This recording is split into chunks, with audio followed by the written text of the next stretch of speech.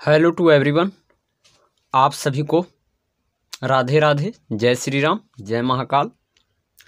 आप जितने भी प्यारे भाई बंधु इस समय हमारे साथ जुड़े हुए हैं, उन सभी के लिए @SK यूट्यूब चैनल की तरफ से एक महत्वपूर्ण सूचना दिया जा रहा है कि आप लोगों के घर में जो भी छोटे भाई बहन हैं जो 2025 में बोर्ड एग्ज़ाम देने वाले हैं, उनके लिए संदर्भ कोचिंग सेंटर के तरफ से मैथमेटिक्स का टेस्ट सीरीज शुरू किया जा रहा है, जिसमें 25 क्वेश्चंस को शामिल किया जाएगा। तो आप सभी भाई और बहनों से अनुरोध है कि इस वीडियो को ज़्यादा से ज़्यादा आप लोग शेयर कर देंगे, जिससे कि उनके पास यह जो है वीडियो पहुंच सके। और यहाँ पर हम लोग फुल डिस्कस करेंगे 10th क्लास के मैथ जो NCERT है उसके बारे में और क्या क्या पूछे जाने की संभावना है। तो सबसे पहले हम लोग देखेंगे कि 10th क्लास में हमें क्या पढ़ना है। तो 10th क्लास का जो मैट्रिक का सिलेबस है, सबसे पहला है टॉपिक वह है संख्या पत्ती। और संख्या पत्ती से है जो 10 नंबर का सवाल पूछा जाता है, और यह 10 नंबर है जो उनको हर हाल में लेकर आना है। इससे रिलेटेड हम है जो पार्टिकुलर टॉपिक वाइज टॉपिक है जो यहाँ पर ऑब्जेक्टिव क्वेश्चन को कराएंगे। दूसरा टॉपिक है बीजगणित। बीजगणित भी 10 नंबर का पूछा जाता है जो अलजबरा का सेक्शन है, और इसमें भी हम पूरे टॉपिक वाइज टॉपिक जो भी संभावना है बोर्ड एग्जाम में क्वेश्चंस पूछने की उसे कवर कराएंगे। तीसरा जो टॉपिक है वह है त्रिकोणमिति। यह 20 नंबर का टॉपिक है, और यहाँ से 20 नंबर का सवाल है जो पूछा जाता है 10th क्लास में, और बहुत ही शानदार सा टॉपिक है और अधिकतर बच्चे इसे फुलफिल कर लेते हैं। तो आप सभी प्यारे भाई बंधु जो इस समय हमारे साथ जुड़े हुए हैं, और आपके घर में कोई भी यदि छोटे भाई बहन हैं जो 2024-25 बोर्ड एग्ज़ाम देने वाले हैं, उनके लिए यह वीडियो काफ़ी हेल्पफुल साबित होगा। तो आप लोग शेयर करेंगे प्यारे भाई बंधु। तो त्रिकोणमिति 20 नंबर का पूछेगा, ठीक है।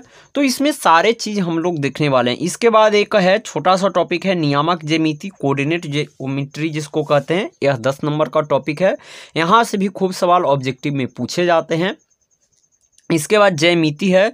तो ज्यामिति टोटल अगर बात कर लें 10th क्लास में तो 20 नंबर का आता है। तो 20 नंबर का ज्यामिति भी हम लोग कवर करेंगे, और ज्यामिति में जो भी है जो आपको क्वेश्चंस बनेगा, कहने का मतलब है कि जो भी ऑब्जेक्टिव क्वेश्चंस बनेगा उसे हम लोग कवर करेंगे टॉपिक बाय टॉपिक। इसके बाद क्षेत्रमिति 10 नंबर का टॉपिक है, ठीक है। तो यहाँ से भी कुछ सवाल देखने के लिए मिलता है ऑब्जेक्टिव।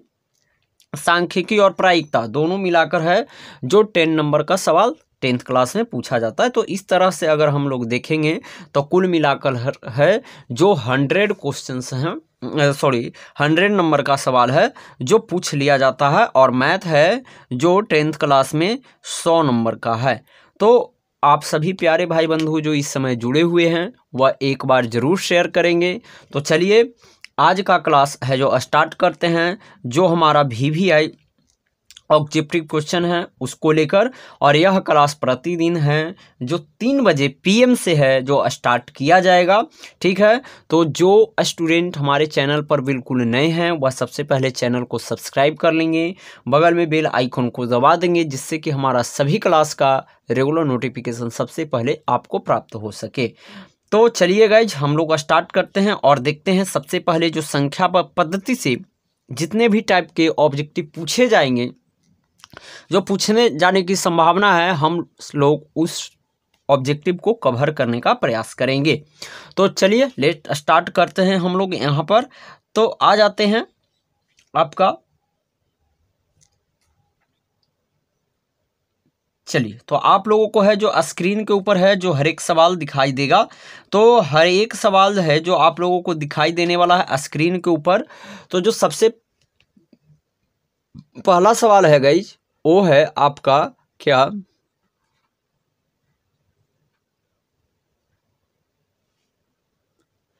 तो जो पहला सवाल है वह है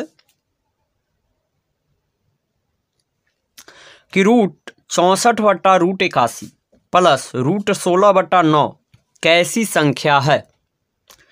यहाँ दिखाई दे रहा होगा आप लोगों को, पूछा जा रहा है कि रूट 64/√81 प्लस √16/9 कैसी संख्या है। तो ऑप्शन नंबर ए है परमेय संख्या है, ऑप्शन नंबर बी है अपरमेय संख्या, ऑप्शन नंबर सी है पूर्णांक संख्या, ऑप्शन नंबर डी है प्राकृत संख्या है।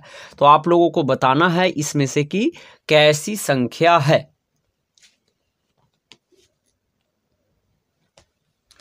तो चलिए इसका जरा हम लोग सॉल्यूशन कर लेंगे। तो अगर बात करें कि जो रूट है हमारा 64/81 और जो प्लस दिया है रूट 16/9, इन दोनों का वर्गमूल आदि निकालेंगे तो इसका वर्गमूल आता है 8, इसका आता है 9 और इसका आएगा 4, इसका आएगा आपको 4, इसका आएगा 4 और इसका आएगा 3। देखिए तो दोनों कंडीशन में यहाँ हम लोग को परमेय संख्या मिल रहा है और परमेय संख्या का जोड़ है जो एक परमेय संख्या ही होता है। परमेय संख्या का क्या होता है जोड़, तो एक परमेय संख्या है। तो इसलिए हमारा ऑप्शन नंबर ए इसमें क्या है तो सही है गाइस, ऑप्शन नंबर ए क्या है सही है। चलिए सेकेंड नंबर सवाल है जो आप लोगों को स्क्रीन के ऊपर दिखाई दे रहा होगा। तो सेकेंड नंबर में सवाल में कह रहा है दो अपरमेय संख्याओं 3 + √6 तथा 3 - √5 का गुणनफल होगा। ठीक है, दो अपरमेय संख्या है और दोनों अपरमेय संख्या का पूछ रहा है कि गुणनफल क्या होगा। तो दोनों अपरमेय संख्या का गुणनफल क्या होगा इसको आप लोगों को बताना है। ठीक है, तो मैं थोड़ा इसका है जो स्क्रीन लाइट कम कर देता हूं यहाँ पर।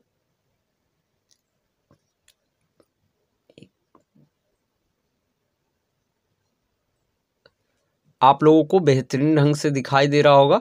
चलिए हाँ, तो कह रहा है यहाँ कि दो अपरमेय संख्या क्या है, दो अपरमेय संख्या दोनों का गुणनफल क्या होगा। तो दोनों का गुणनफल की बात है तो हम लोग लिख लेते हैं कि 3 + √6 और कह रहा है 3 - √5, दोनों का गुणनफल निकालेंगे तो यहाँ इससे गुना करेंगे तो ये आ जाएगा 9 और ये आ जाएगा -3√5। ठीक है, अब इससे गुना करेंगे इसमें तो ई आ जाएगा प्लस के 3√6 और ई आ जाएगा तो माइनस के √15 आ जाएगा। क्या आ जाएगा माइनस का √15 आ जाएगा। तो यहाँ से अगर हल करोगे तो आप लोग सीधा याद रखना कि जब दो अपरमेय संख्या का गुणनफल होता है तो हमें क्या प्राप्त होता है तो एक अपरमेय संख्या प्राप्त होता है। क्या प्राप्त होता है तो एक अपरमेय संख्या ही प्राप्त होगा।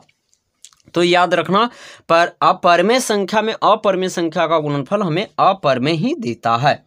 चले गाइस नेक्स्ट सवाल को हम लोग देखते हैं आगे। नेक्स्ट सवाल 3 नंबर का है जो आपको स्क्रीन के ऊपर दिखाई दे रहा है और कह रहा है यहाँ क्या कि 0.3 पर रैंकिंग प्लस 0.4 का सरलतम रूप क्या होगा।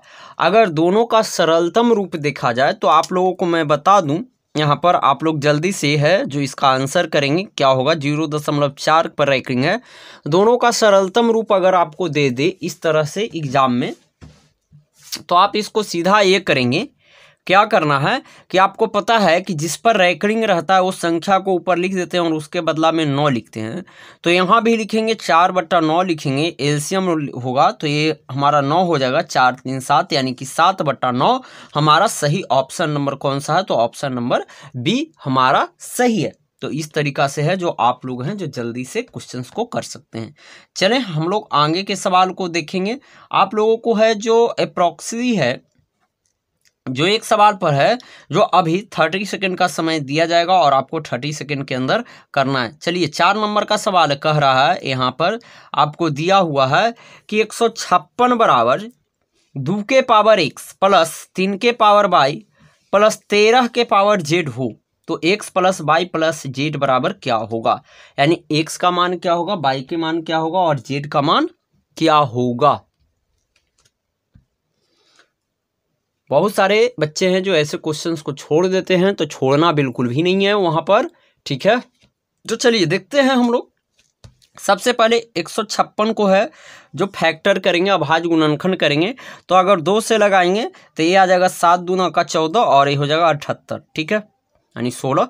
फिर 2 से लगाओ तो ये आ जाएगा 3 दूनी के 6 और 9 दूनी 18। फिर आएगा 3 से तो ये आ जाएगा 13। तो एक भाज्य गुणनखंड के संख्या निकला तो हम लिख लेंगे 2 के पावर 2 गुना 3 के पावर 1 गुना 13 के पावर 1। अब कह रहा है यहाँ कि 2 के पावर x यानी कि x का मान हमारा 2 आया, y का मान 1 आया और z का मान 1 आया। इस तरह से कुल मिलाकर हमारा 4 आता है। यानी कि इसमें है जो हमारा ऑप्शन नंबर है जो ए सही है। कौन सा है ऑप्शन नंबर हमारा? तो यहाँ पर हमारा ऑप्शन नंबर ए बिल्कुल सही है आंसर। ठीक है, तो आप लोग ऐसे इस सवाल का आंसर कर सकते हैं। चलिए आगे जो सवाल है 5 नंबर।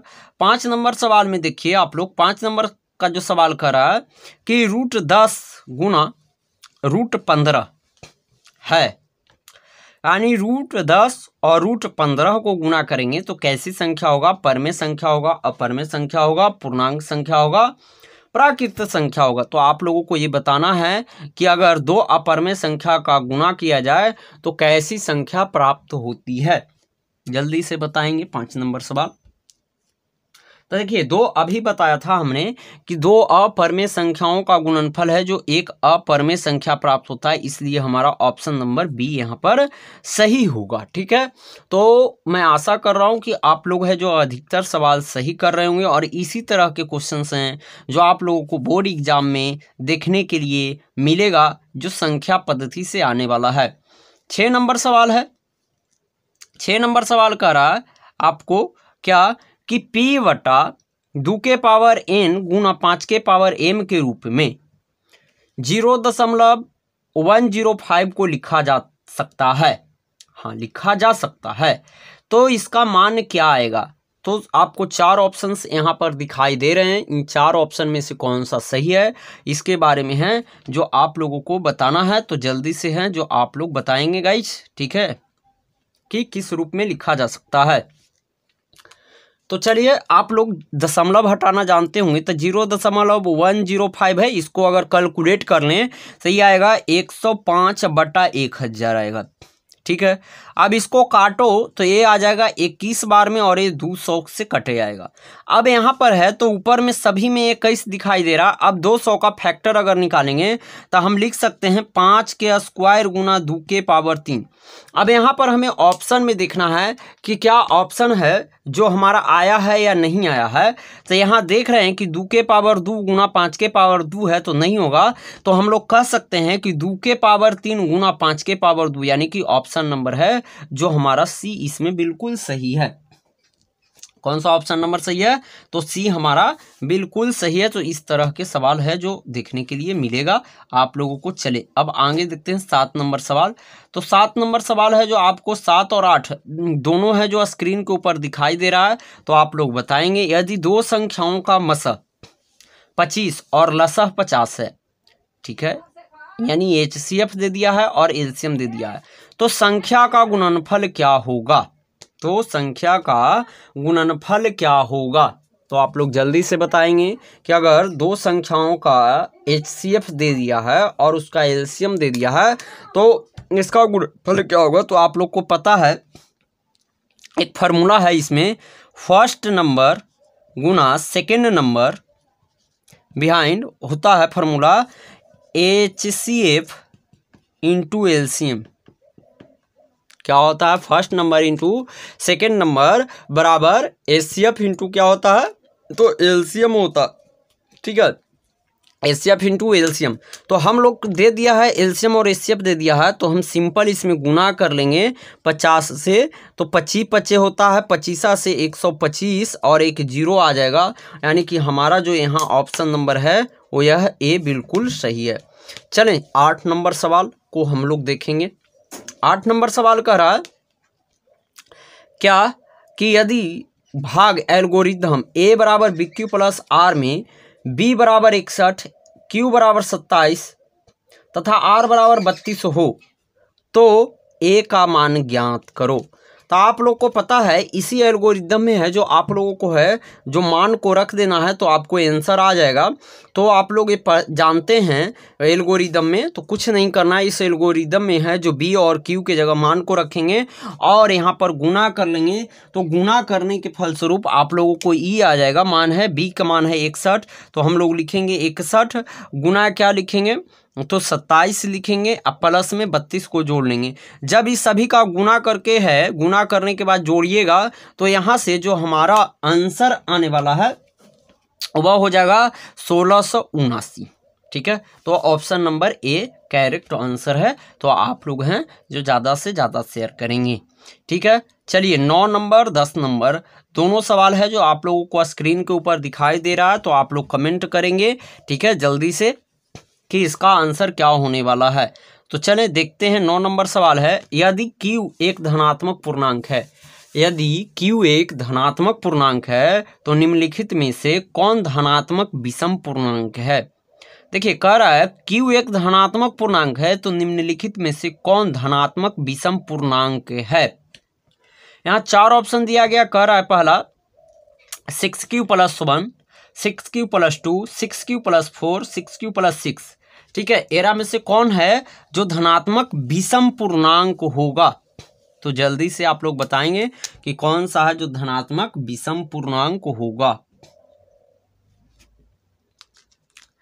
तो देखिए यहाँ अगर ऑप्शन के हिसाब से करते हैं तो सम संख्या का है जो आप लोगों को बताया गया होगा आपके स्कूल में, तो बताया हुआ है कोई भी सम संख्या 2n + 2, ठीक है, 2n + 4, ठीक है, या 2Q + 6 के रूप का है जो धनात्मक पूर्णांक होता है। लेकिन धनात्मक विषम पूर्णांक की बात करें तो ये लिखाता है 2n + 1, या कह सकते हैं 2Q + 1, 2Q + 3, 2Q + 5। इस तरह से हमारा विषम धनात्मक पूर्णांक लिखाता है। अगर n और q का मान बारी बारी से 1 2 लिया जाए, अगर 2 × 1 लेते हैं आप +1 जोड़ते हैं तो ये आ जाएगा 3। इसी तरह से जो हमारा यहाँ पर जो होने वाला है इसका ऑप्शन नंबर ए बिल्कुल सही आंसर होने वाला है। ठीक है, चलिए 10 नंबर सवाल है, कर 2 लगातार विषम संख्याओं का मसह होता है। चलिए ये देखिए आप लोग सम विषम एक यहाँ से इंपॉर्टेंट फैक्ट बताता हूँ। अगर 2 लगातार विषम संख्याओं का मसह निकालना है ना तो आप लोग सीधा निकाल लीजिएगा। 2 लगातार विषम संख्याओं का मसह है जो हमेशा ही 1 होता है। क्या होता है, हमेशा ही 1 होता है। तो 2 लगातार विषम संख्याओं का मसह क्या होगा, हमेशा ही 1 होगा। नो डाउट इसमें आप लोग चेक कर सकते हैं। लगातार 2 विषम संख्या ले सकते हैं या एक सम और एक विषम संख्या का भी मसह क्या होता है, तो आपको 1 ही होता है। चलिए आगे 11 नंबर सवाल है जो आपको दिखाई दे रहा है, और 11 नंबर सवाल में कह रहा है कि 2.1311311 इस तरह से कह रहा है, और कह रहा है 21 प्रकार की संख्या है। तो आप लोग जल्दी से बताएंगे विदाउट 30 सेकेंड क्या होने वाला है इस सवाल का आंसर। चलें तो मैं बता दूं कि जब इस तरह का आप लोगों को कुछ मिले, संख्या मिले, तो ये अपरिमेय संख्या का रूप होता है। यानी कि हमारा ऑप्शन नंबर क्या होगा, यहाँ पर 20 सही होगा। ऑप्शन नंबर क्या है हमारा, तो यहाँ पर 20 सही होगा। चलें आगे सवाल को देख लेते हैं। इसका ऑप्शन है जो आगे दिखाई देगा, कह रहा है एक परिमेय संख्या एवं एक अपरिमेय संख्या का गुणनफल कैसी संख्या होती है। यानी एक परिमेय संख्या और एक अपरिमेय संख्या का गुणनफल कैसी संख्या होती है। तो आप लोगों को है जो यहाँ पर ऑप्शंस दिए गए हैं, पहला है परिमेय संख्या, ऑप्शन नंबर बी अपरिमेय संख्या, ऑप्शन नंबर सी है प्राकृत संख्या, ऑप्शन नंबर डी है इनमें से कोई नहीं। तो परिमेय और अपरिमेय संख्या का गुणनफल क्या होता है, जल्दी से बताएंगे।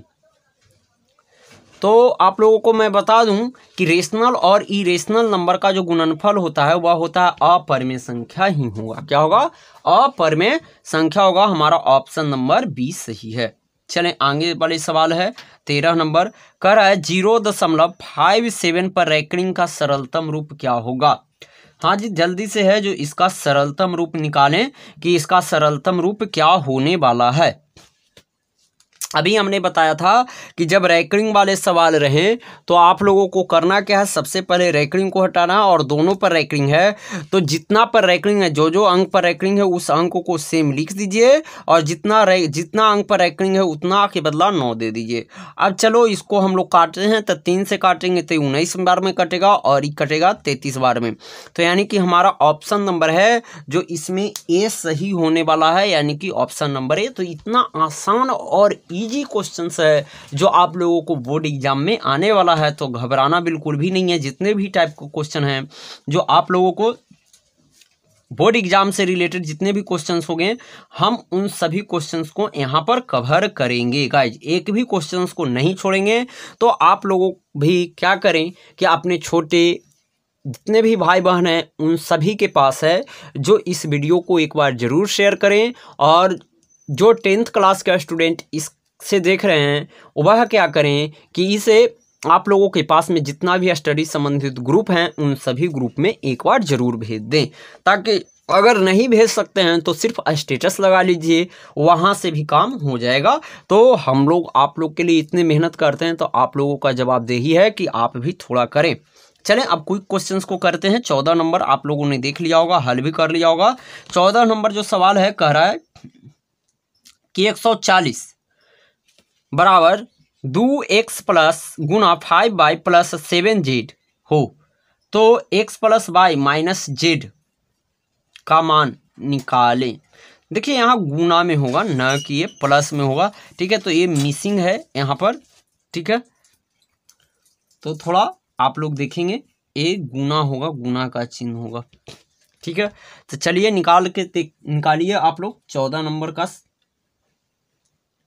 तो अगर 140 का भाज्य गुणनखंड तोड़ा जाए तो 140 को तोड़ेंगे 2 से तो ये आ जाएगा 70 बार में, ये आ जाएगा 2 से तो आ जाएगा 35, यहाँ 5 लगाएंगे तो ये आ जाएगा 7।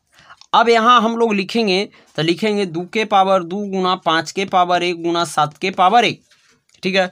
अब यहाँ देखिए x का मान ये है, y का मान ये है और z का मान ये है, तो 2 प्लस 1 माइनस 1 कट जाएगा तो आ जाएगा सिर्फ 2, यानी कि हमारा यहाँ पर है जो ऑप्शन नंबर ए सही होने वाला है। यहाँ गुना का चिन्ह है गाइज, ठीक है। चलें आगे, चलिए 15 नंबर सवाल है जो मोस्ट इम्पॉर्टेंट आप लोगों के लिए है। तो इसी तरह के सवाल है जो आते रहते हैं। 15 नंबर सवाल कर रहा है कि 6 plus root 125 minus 3 plus root 5 plus 1 minus 4 root 5 है, एक कैसी संख्या है? परमेय संख्या है, अपरमेय संख्या है, क्या है? कैसी संख्या है आपको ये बताना है।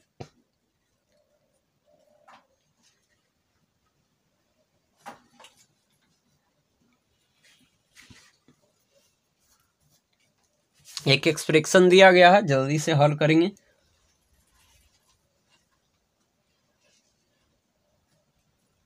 तो बहुत सारे स्टूडेंट हैं जो इसे अपरमेय संख्या मान रहे होंगे, बट ये गलत है, ठीक है। चले हल करके देखते हैं। कह रहा है 6 plus root 125 minus 3 plus root 5 और कह रहा है प्लस 1 माइनस 4 रूट 5 कैसी संख्या है? तो देखिए 6 प्लस रूट 125 है, तो इसको हम लोग कह सकते हैं क्या 25 रूट 5, ठीक है। और यहाँ गुना कर देते हैं तो माइनस 3 और माइनस रूट 5 आइए आ जाएगा प्लस 1 और माइनस 4 रूट 5, ठीक है। इसका हल किए तो ये आया, ठीक है।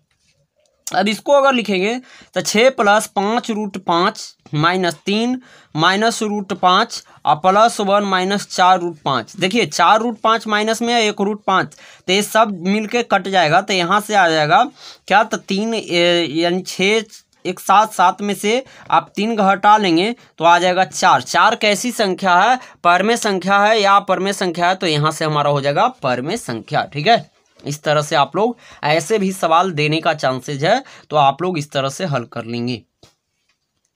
चलें 16 नंबर सवाल को हल करें। कह रहा है 0.375 को P बटा Q के रूप में लिखें और Q का रूप क्या होगा, यानी Q का रूप यहाँ क्या होने वाला है, इसकी बात कह रहा है।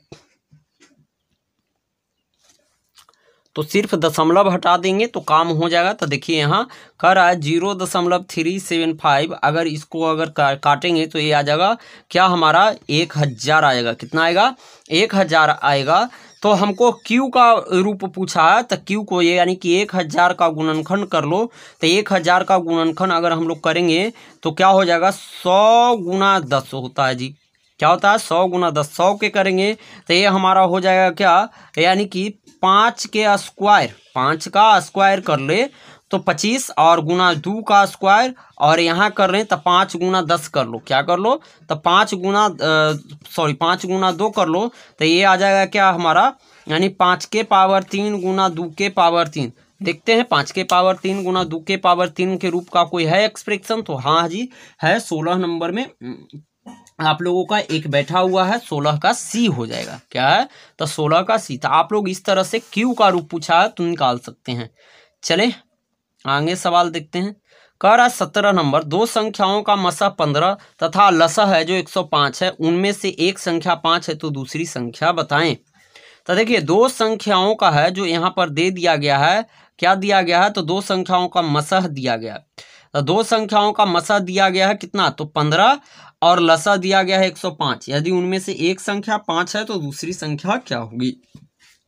अभी हमने कुछ देर पहले ही आपको बताया था कि जब ऐसा क्वेश्चन आए तो आप लोगों को कुछ नहीं करना है, फर्स्ट नंबर गुना सेकेंड नंबर बराबर होता है एलसीएम गुना एचसीएफ।